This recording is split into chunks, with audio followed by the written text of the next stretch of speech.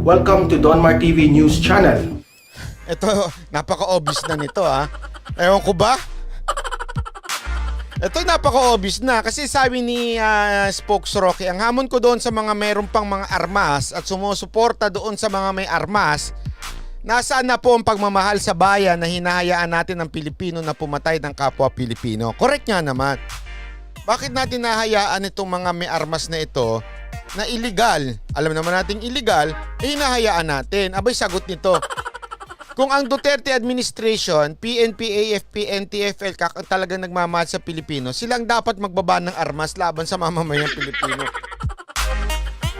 So yung mga pulis at yung mga AFP pinagbababa dyan ng armas, sorry napaka-obvious naman yan.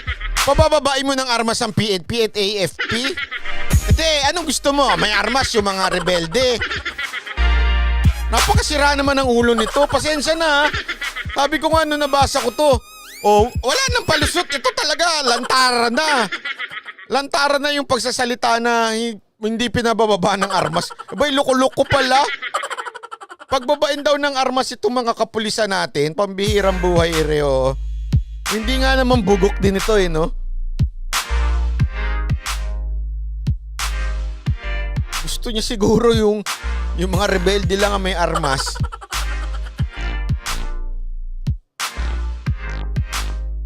Alam mo, ganito lang kasi, alam mo kung bakit ito lumabas? Ito yung lumabas nung dahil itong nakaraang Sunday, kesyo may simultaneous naghain ng search warrant at saka mga warrant of arrest itong AFP at saka PNP. Okay, so nung naglabas sila ng search warrant, hinahingan nila yung mga syempre unprepared yung iba, abay lumaban. So yung may iba nakulong, may iba natigok.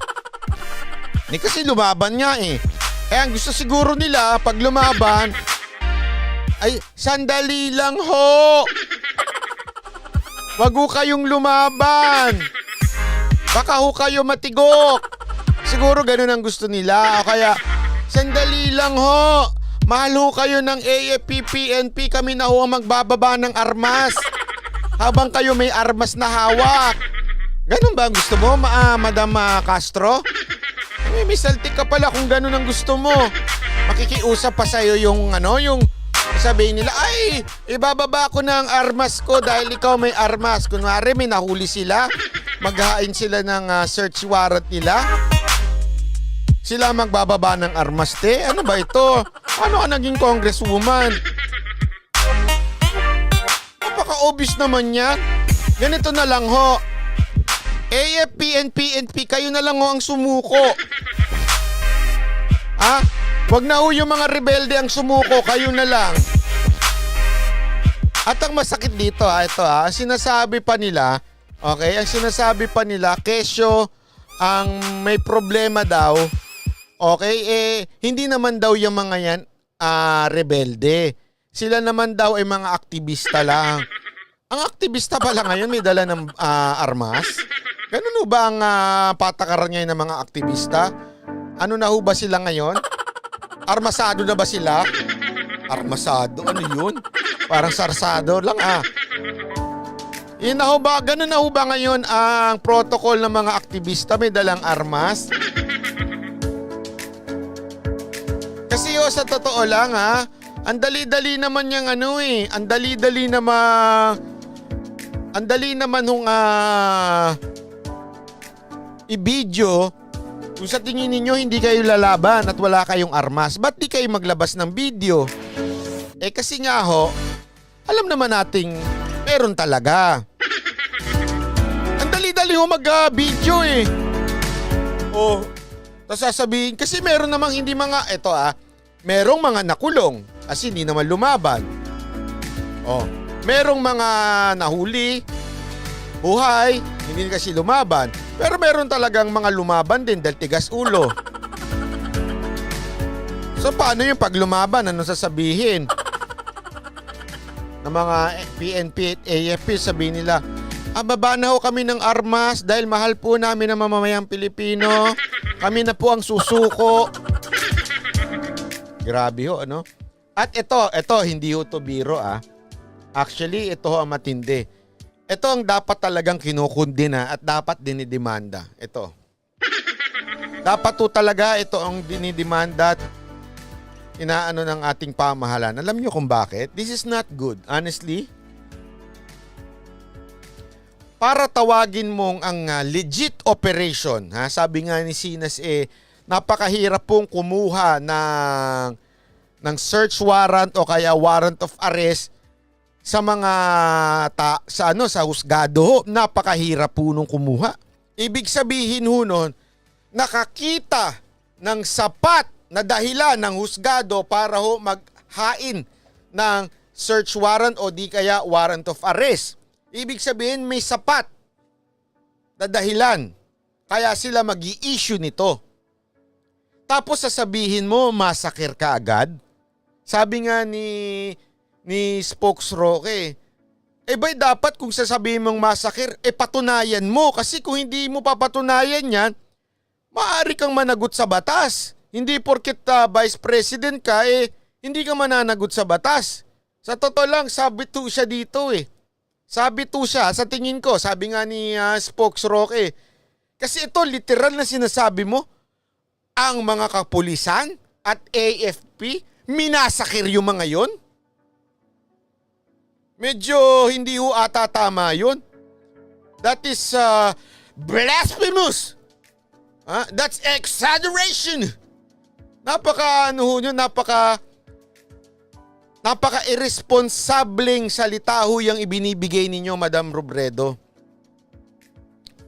Hindi ko ho alam kung ano hong pumasok sa kukote ninyo at pinayagan ninyo itong statement na lumabas bilang official statement ninyo.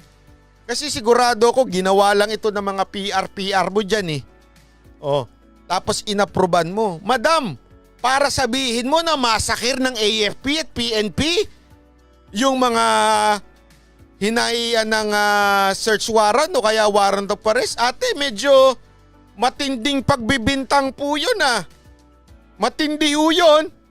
Hindi ho tama yan. Sa tingin ko dapat sa akin lang hindi ko lang alam kung sino ang dapat magdemanda. Pero dapat may magdemanda sa side ng gobyerno. Parang isang tao sabihin na minasakir ng otoridad, mapa AFP o PNP, itong mga tao na ito ay nakaka-damage sobra ito ng morality. Hindi lamang po ng institusyon, ngunit ng buong gobyerno at ating bansa. Kasi ang dating nito, that our government, our president is allowing massacre dito sa mga to. Medyo hindi ho ata tama yun. Dapat to'y silipin ho ito.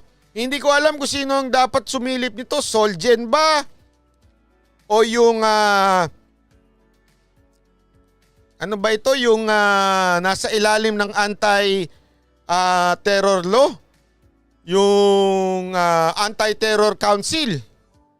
Kasi maling-mali na ho ito. Sobra hong fake news ho ito para sabihin na it was a massacre. Hindi ho sinabing I think, in my opinion. Hindi ho ganun O it might be a massacre. Hindi ho, it was a massacre.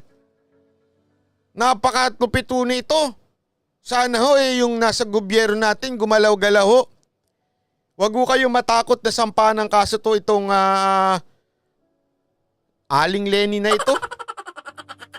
Ay nako ho, hindi ho. Kung ako lang ho abogado, gagawan ko ng kaso ito, kakasuhan ko ito Mali ho mali ho talaga. Honestly kung kayo titingin, sobra na hindi na ho ito trolling na.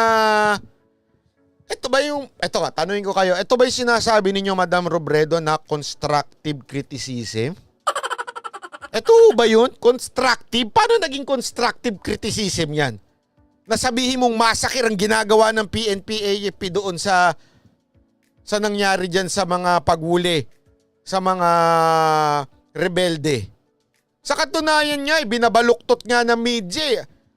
Ang sabi talaga, ito'y mga rebelde at ito'y mga kriminal dahil may hawak na armas. It is a crime na magkaroon ka ng armas sa sarili mong bahay na may sarili kang armas na wala ho itong legal documents. Illegal ho yan. Krimen ho yan. Tapos sasabihin ninyo na minasakir sila. Aba ho, medyo sablay ho sobra yan. Naku naman, Madam Lenny ho, hindi ho maganda yan. Hindi ho ito constructive criticism na sinasabi ninyo. Ito ho'y paninira na ho ng institusyon. Sinasabi ninyong mamamatay tao ang ating mga PNP at saka AFP. Sa sinasabi ninyong minasakir? Aba ho! Matindi ho yan, ha?